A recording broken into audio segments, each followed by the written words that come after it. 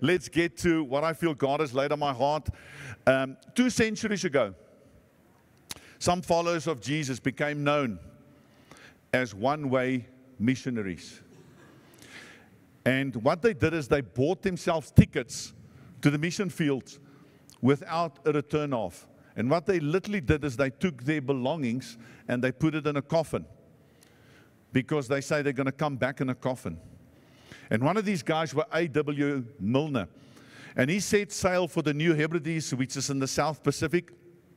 He was aware that the people God's called him to were actually headhunters that martyred every missionary that has gone before him. But he didn't fear for his life, because he died to himself. And he stayed amongst this tribe for 35 years. And eventually he was buried in the middle of this village. And inscribed on his tombstone, it said this: when he came, there was no light. When he left, there was no darkness.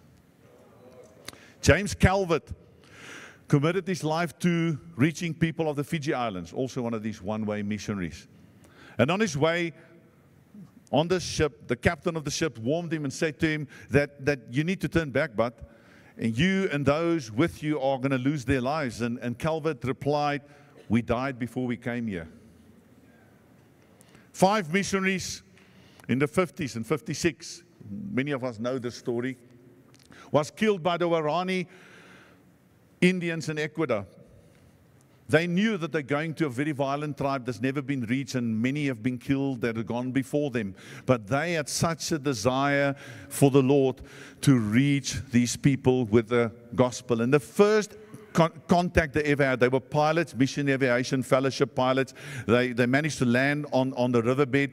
And as they land, first contact, they were speared to death. 5 of them died on the spot. Families, wives left behind.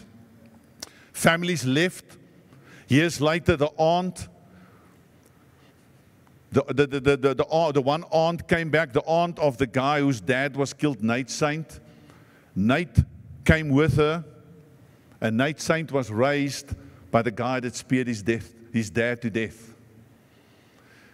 And he was raised, and he called him Papa. Marnie, when I hear these stories, surely that's for special people. That's for educated, well-rounded, hardcore people. They're not for us. Maybe that's for a time long since gone.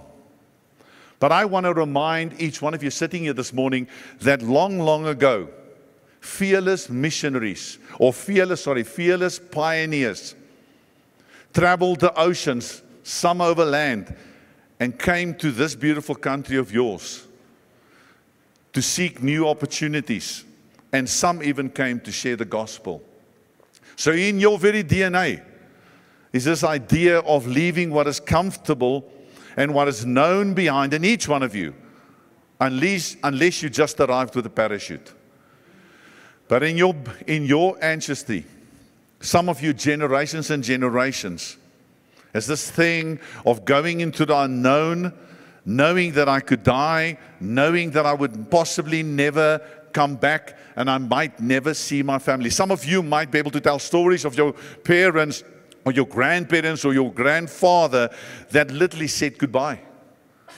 Never knew that they're going to come back, and eventually they settled here, and they formed new communities. Even some of them planted new churches. 17 years ago, Lindsay and I and our 2 kids left what we knew, and we loved South Africa. I mean, I still love South Africa. I'm still a Springbok supporter because I'm born again. En ek, julle weet nie, hulle weet nie wat ek weet nie. Left South Africa, moved to Lusaka, knew nobody, because we sensed that God was sending us to go and preach the gospel. And we ended up planting a church. Matthew 28:19, we all know the scripture so well. It says there, therefore, and it's probably, you think, well, that's such an obvious scripture to share now. Therefore, in light of what God has done, that's basically what it's talking about. the fact of what Christ has done for us, in the light of what Christ has done for us, therefore go and make disciples of all the nations, not some nations, not just Namibia, all the nations. And then in verse 20 it continues, it says, teach these, very important, teach these new disciples to hear all my commands I've given and make a decision to follow me. No, it says, teach these new disciples to obey me. And like Westerners, obey is not hear, obey is hear. That's obey. Obey is action. It's only the West that invented this obey word, that I decide to change. No, decision to change will not change you. Only when we decide, only when we change will we change. And it says, teach these new disciples to obey all the commands I've given them, and be sure of this. And this is what I love. Every time God calls us to something, He says, and don't forget this, I am always with you. It's basically another way of saying Emmanuel, God with us. It's another way of saying Holy Spirit will be with you. I will be. It's another way of saying my presence will be with you, even to the end of the age. So I'm calling you to obey. And then in Acts, we move forward and we go to Acts 1:6. And so we know obviously Jesus goes to be with His Father, and He says, wait, I'm going to send my Spirit. And so when the apostles were with Jesus, they were waiting. Just before Jesus went to be with His Father, he was telling them, I'm going to send you out into the world. Remember now, He's given them this mindset. He's preparing them for the nations. He's preparing them to go and share, to be witnesses. And the disciples do this. They say, so when the apostles were with Jesus, they kept on asking Him, Lord, has the time come for you to come to our town, to settle here, and make our town and our church great? Sounds like the Tower of Babel, doesn't it? Oh, that's not what it says. Because it's the same as saying, Lord Jesus, when are you going to come? Just focusing on us and our little kingdom, our little Israel. And Lord, we were deaf up to now, but what we are, we know that you came all the way from heaven, greatest missionary ever, so that you can just settle in my little space called Israel and free and restore our kingdom. And He replied and He says, but you will receive power for the hour. You will receive power when the Holy Spirit. Now, when you see the word Holy Spirit, this is what you can put in your mind. You can think gifts. Oh, man, it's so wonderful. I'm glad you bring it up, because nobody knows that I'm actually a prophet. Man, you're only a prophet because God's thinking of the nations, not because He thinks you're big or you're amazing. So when you see the word Holy Spirit, you immediately must think gifts given to me so that I can be a blessing to me and my church. No. So that I can be a blessing to my church, so that we can be equipped, so that we can reach the nations. That's what you should see when you see the word Holy Spirit. So you will receive power when the Holy Spirit comes upon you, and there we see it. You will be my witnesses in my town. Yes, but not stop there. Telling people about me everywhere. So it's not, we read it like this. First in my town, I'm going to do all my Bible studies. I'm on my 7th book already, and I'm doing a deep study. Never intending to debate it, but anyway, I'm going to do a deep study into the Word of God, and I'm going to make sure my whole town knows Jesus, and then going to move to the next place. Never do I see that in Scripture. I see here, I'm going to be a witness, telling people about me everywhere, in Jerusalem. And it doesn't say then throughout Judea, and it says Jerusalem, Judea, and Samaria, and to the ends of the earth. And what we see here, he does this. He gives them this promise, and then we know that a new church is born, and this church supernaturally grows, like we would like all our churches to grow, to suddenly 3,000. And these amazing things start happening in Jerusalem. Revival is broken out. Come and see. Come to the revival. Let's keep it going. Let's see the hacks. Let's find the shortcuts and how we can keep God's presence here, so that everybody can come to us. Come on, we need to find it. God, can we quickly write a book about it so that we can make sure we've got the inside track and I'll keep God's presence here. And then we see Acts 7. It says, our ancestors, and the church is born and they stay in Jerusalem and the church is growing. And then we read in Acts 7, it says, our ancestors carried the tabernacle, carried the presence of God with them, was on the move in the midst of them through the wilderness. It was constructed according to the plan God has shown to Moses. And then it says, verse 6, quickly jump to verse 46. It says, later on, David found favor with God and asked for the privilege of building a permanent temple for God of Jacob. You see that? It's not a bad thing you build a temple, but again, there's this thing of let's constrain God to one place. Let's just build a temple here. And then you say, well, I'm reading that into the scripture. Verse 48. However, that means, it means I have a different picture to what you've just seen there. However, the Most High doesn't live in temples made by human hands. In other words, I'm not constrained by one place. Verse 49, heaven is my throne, and the earth is my footstool. Could you build me a temple as good as that, asked the Lord? Could you build me such a resting place? Didn't my hands make both heaven and earth? You want to constrain me to this? Haven't I called you to much more? Isn't my temple and my presence about much more than one place? Didn't my hands make this? And you think, okay, Mani, you're reading. Hear what he now tells us. You stubborn people. And Afrikaners has got an Afrikaans name for that, and it sounds almost positive when we say it. Ons is hardkoppig. Jy weet ons die Afrikaners, ons is hardkoppig.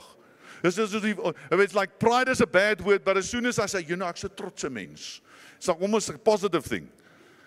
It's like I don't know, ons is my trots. Hardkoppig. Oh, I'm so glad I'm hardkoppig. Ooh. Now, hardkoppig helps you when you have to break open, because you just don't give up. But then that good thing becomes the ultimate thing, it becomes nonsense. It is in the way of what God wants to do. So he says here, you stubborn, hardkoppige people. That's called mixed language, one sentence. You are heathen at heart. This is heavy. You are heathen at heart and deaf to the truth. The Bible is like politically so incorrect. And then just because we're not getting the point here, must you forever resist the Holy Spirit? His presence.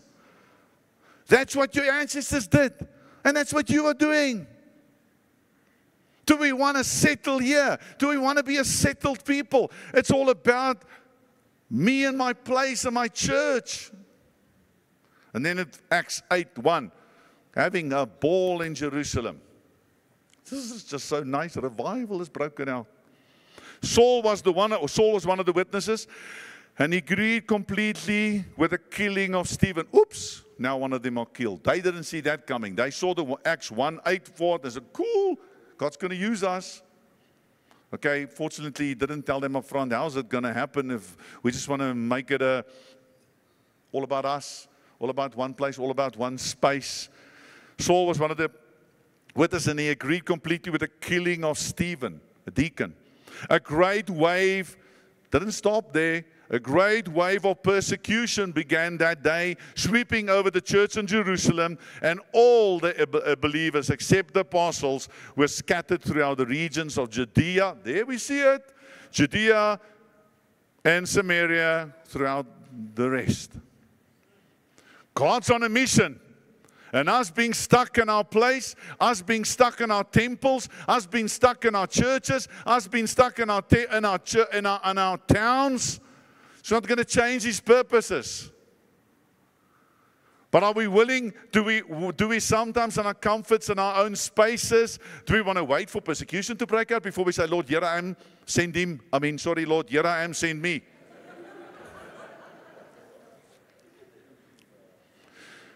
And the people we wanted to focus on Israel. We want to focus on the temple. And so we realized when we planted our church, we initially called it South City Church. And then God started speaking to us and said, that means like every church we ever plant must be in the south of a city. Because words create culture. We can't say, well, I call something this and I say this, but this is the outworking of it. So we have to change our name so that it communicates that we are not a people that are going to settle. We're not a settling people. We're not a church that's all about the south of the city. And we're only a church for the city. And we're only going to settle here, and it's only going to be about Lusaka. And we change it. It's not going to be about us and our community. It's not going to be about our place. So we change our name so that it can facilitate growth. That's why I'm so glad there's a beautiful church I know in Cape Town called Joshua Generation. It's not called Stay Generation. It's not called Comfort Generation. It's called Joshua Generation. Imagine 412 being called Stay International. And then we say, the nations for Jesus. It's like, I'm going nowhere. Comfort International. Today the church speaks of being a family. We love calling us a family, and it's so beautiful because we are a family. But this very good metaphor, this beautiful metaphor of being a family, I believe has now become a metaphor that has become so strong that it's not completely helpful and doesn't always serve us well if that's all we call ourselves. Because I've learned that when you take a truth and you overemphasize that truth, it becomes heresy often. It becomes unhelpful. It causes problems. I've recently shared with our elders about keeping truth and tension, and I think Andrew has led us so well in the past and constantly bringing us into understanding the tensions in truth and not actually being a movement that is known for its extremities, but it's a movement that actually keeps the truth of God in tension. Not compromise. Don't hear compromise. Don't hear middle of the road, like we just not willing to step out for what God's called us to, but actually truth and tension. And this very truth of being a family can sometimes be so overemphasized that when we hear the word family, we hear the word nucleus family, and actually it's all about me and my family and my church and my church name. I remember when I started leading a church, they said to me, there's certain names that you should never call your church because it's not going to communicate going. Don't worry, I'm not going to give you any examples because I'm going to be scared that I'm going to mention some names here. So no examples coming. But I have noticed that some churches in our towns and our cities being called this name, especially in our farming communities. All our farming communities, I oversee 7 congregations, and 2 of them are on farming communities. And in the 2 that are on the farming communities, what's the thing they struggle the most with? Go. Because it's all about our community. Every time I've gone in, it's like, it's the standard problem. It's like, can we not just, our tithing, can we not just keep it for this congregation? Because our community, we want to, first of all, reach our community. Yes, we need to reach our communities. But we can't reach our community. We can't be family at the expense of being pioneers. Going back to what God's called us to, because sometimes what happens is the pioneers of today becomes the settlers of tomorrow. And so what we often do is we once upon a time were pioneers. We once upon a time people that step out of our comfort zones. And we've gone where no one has gone before. And we've settled and we built walled cities to protect ourselves. And God's saying, I'm a city on a hill without walls. And see, Matthew 16 verse 18 says the following. Now I say to you that you are Peter, which means rock, which is, I can't explain it in detail, which is basically talking about Jesus being the rock. And upon this rock, in other words, Jesus is basically a representation of the revelation of Jesus, of God's presence in our midst. So on this revelation that His presence, Jesus in our midst, I will build my church, and all the powers of hell will not conquer it. That, I was in the military, you don't know this, 10 years long. I understand military language. That's military language. Conquer. That's not family language. We conquer nothing in my house. Oh, I have to conquer doing the dishes. That is a conquering thing. That's army language. Here I see battle language, and I'm called for battle. Many guys that I was in the defense force with, once the war stopped, there's literally, I know people that actually committed suicide because they couldn't cope with peace times. Because they're so used to war. I don't believe if we followers of Jesus that in your DNA is a default settling thing. I think there's a pioneer in all of us. There's a go in each one of us. We look at the book of Acts. We see it's consistently moving from a small place, and it's just going like this. And its influence is stretching, and it's forward moving leading by the Holy Spirit. It's not the acts of, it should be called the acts of the Holy Spirit. You can say the Acts of the Apostles led by the Spirit, if you want to call it that. But it's the book about the Holy Spirit. And then we get to Acts 28, and it just stops like this. You know, like your favorite series you watch on TV, where it just ends on a cliffhanger. Cliffhanger. Why? They want you to come back for season 2. And here we see it as like Acts 28, It's like it's continuing. It's for us today. And then we look at Ephesians 6, that's Afrikaans for you in the English there. Ephesians 6, about the armor of God. Having to clothe ourselves with the armor of God. Army language throughout Scripture. Yes, we are a family on mission for the King, forcefully advancing His kingdom. Luke 9 verse 23 says, then He said to the crowd, if any of you want to be my follower, you must give up your own way. In other words, you need to give up eating from the tree of the knowledge of good and evil, trying to find wisdom and sense out of life outside of Christ, who is the tree of life. Take up your cross daily and follow me. If you try to hang on to your life, you will lose it. No commentary needed. It's beautiful. But if you give up your life for my sake, you will save it. And what do you benefit if you gain the whole world, but are yourselves lost or destroyed? If you want to be my disciple, you must, by comparison, this is a serious one, hectic. You must, by comparison, hate everyone else. Your mother and father and wife and children and brothers and sisters. Like, man, is that in the Bible? Yes, even your own life. Otherwise, you cannot be my disciple. Why? Because you must have the same attitude that Jesus had. Though He was God, He did not think of Himself, of equality with God as something to cling to. Instead, leaving the comforts of heaven, gave up His divine privilege, a perfect world, left it behind, and He took a humble position of a slave, came all the way, greatest missionary ever, went and came and dwell among us, messy us, smelly us, imperfect us, full of nonsense us. And He took the humble position of a slave and was born as a human being. When He appeared in human form, He humbled Himself in obedience to God. He didn't think about it. In obedience to God, there was action. And died a criminal's death on a cross. But here's the beautiful thing. You say, shush, Bonnie, this is heavy. This is heavy. Good news. Verse 12. Work hard to show the results of your salvation. Therefore, if you are born again and you followers of Jesus, work hard to show the results of your salvation. Obeying God with deep reverence and fear. Don't worry, here comes the good, it gets better. Verse 13. For God is working in you, giving. That's what I love. Because if I stop here, you're going to think I'm preaching a moralistic message. What I mean by that, do. And if you don't do, you're out. Now here comes the best news so far.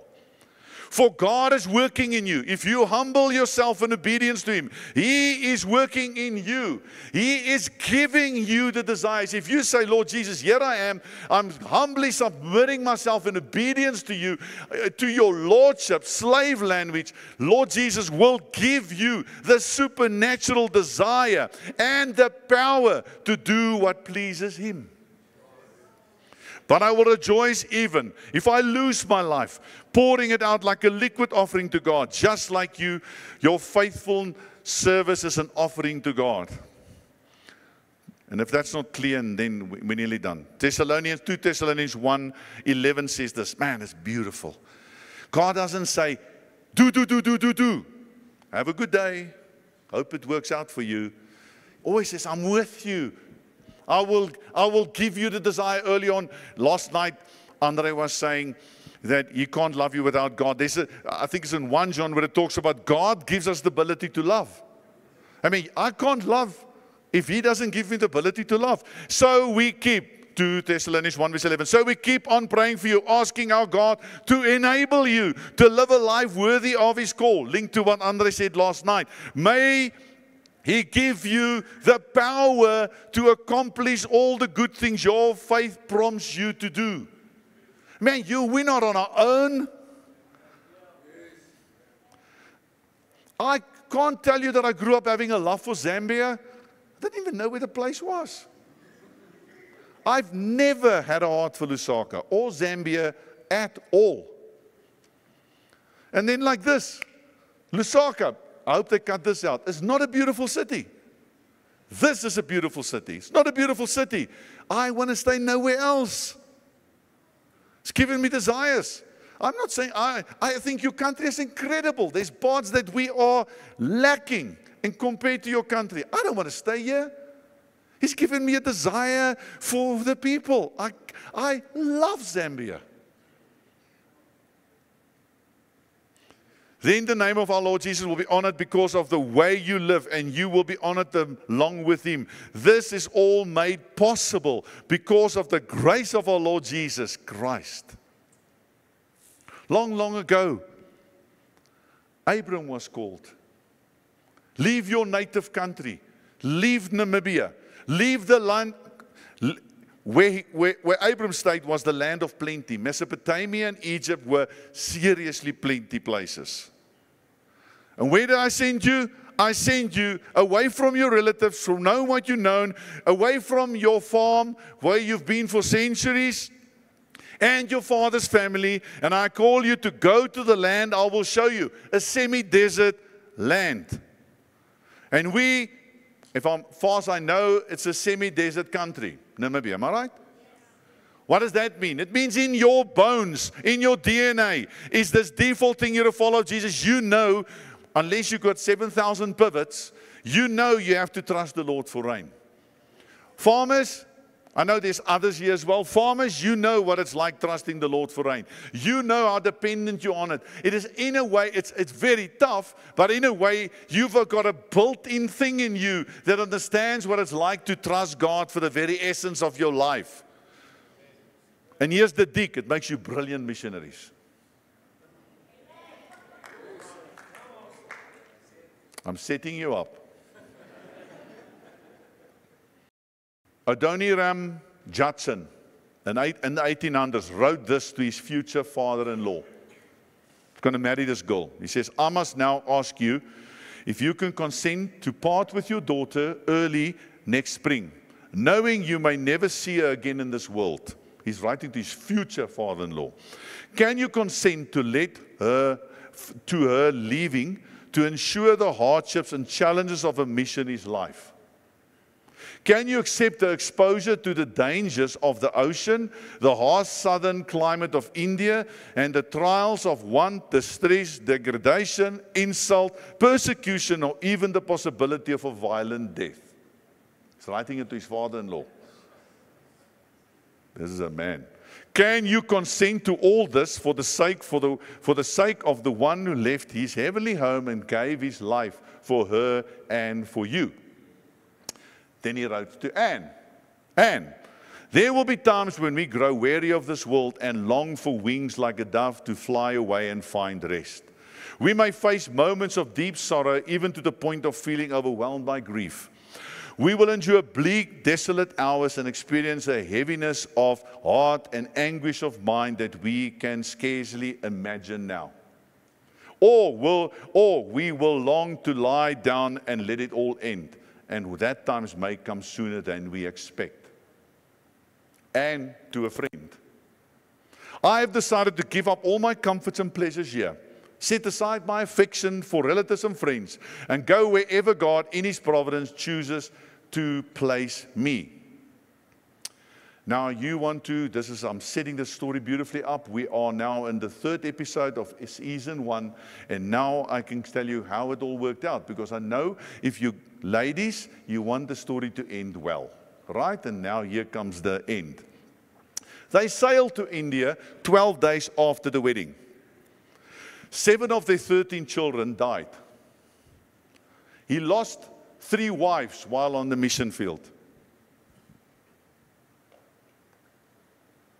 He died 4 years after marrying the 3rd wife. He visited his home once he left, only 33 years later, due to health problems, only reason. Took him 4 years to learn the language. Translated the whole Burmese Bible. He was in prison for more than a year. During that time, his wife had to suffer greatly, this Anne that we just read about. She had to go around the village begging for milk from other mothers because her milk dried up, she had a baby. You get that? When he was released, she died 4 months later. Few months after that, their firstborn died. It led to him having a deep depression for more than a year. Eventually, he died at sea. His wife lost a child while he was away, and she only found out 8 months later that he died. The end. That's what we call to. That's what we call to. Namibia, that's what we call to. That is what we call to. We call to be a family, but a family on mission. With the sword of the word in our hands, as an army, with the shield of faith in the one. With the belt of truth that keeps it all together, walking in the truth, and the truth is Him. Helmet of salvation, the surety of our salvation. Breastplate of righteousness, that we know we walk in His righteousness, not in our own.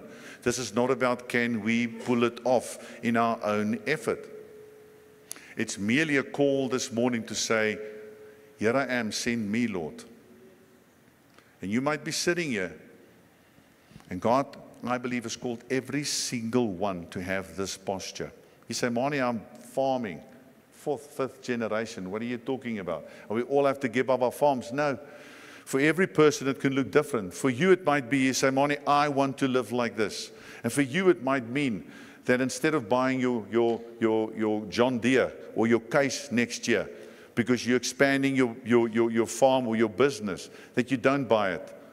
And life is as hard as it is now, but you know that will make you have a better yield next year. And you say, no, I'm not going to do it. I'm going to take all that money, I'm going to give it into the kingdom, so that I don't feel God's called me, but He's called me to fund the kingdom. But radically, not what I have spare, but actually I'm going to suffer for the sake of it. I'm going to be seen by my peers as an average farmer. Meantime, I know I could actually be brilliant and be known for how brilliant I am and how great my yields are. I will settle for 5 tons a hectare versus 10 tons a hectare. Because at a moment, God spoke to me, and I had to use my input cost, and I needed fertilizer at a specific moment in time, and God spoke to me, which I hopefully will talk to my elders about and process it, and I needed to take that input cost because somebody was moving to Russia, and I wanted to fund it, and now I'm only getting 5 tons a hectare, and oh my word, my farm friends look at me and say, you're stupid, why didn't you put more fertilizer on? When you saw the problem on the field, why didn't you put more XYZ chemicals on? For some of it, it means that farm that has been in your generations for years and years, that you might have to go to your father and say, Dad, just want to say, I know you've set this farm up. I'm the next boy that takes over. I'm not taking over, sorry. I think God's called me to something different. Might be that you're sitting in a town and you're in a small town. You say, man, I'm in a small town. Who even knows this town exists? Yeah, You know the Galileans with the dregs of the earth. They were these who come from Galilee. But that's where the disciples come from. Israel wasn't this cool, that was this troublesome little province in a mighty Roman Empire. They were known for causing problems. And Jesus comes there. This tiny little country in the middle of the earth, depending on what map you look at, is causing havoc all over the world to this day, and it's this big on a map. So your small little town, so-called small little town, has got no reference to this. God's called each one of you. And the only response we can have as followers of Jesus is ask ourselves this morning, what has He called me to? And process this with your leaders. Not just stand up and say, hey, Dad, maybe sitting next to Dad, I just want to tell you always I'm out. No, be wise. You might be for the rest of your life or a funder of the kingdom. I know a guy that owned big companies in America. He lives on 10% of the money. He's a funder of the kingdom. I know a guy, Oswald J. Smith, Canada, wanted to be a missionary, went, failed, came back, and God said, I never called you to go. I called you to actually be a sending church, and it became one of the biggest. He wrote the book Spiritual Leadership. He said, they ended up being one of the biggest sending churches the world has ever seen. Be careful not to sign up for your neighbor's call, or even your wife's call. Your call.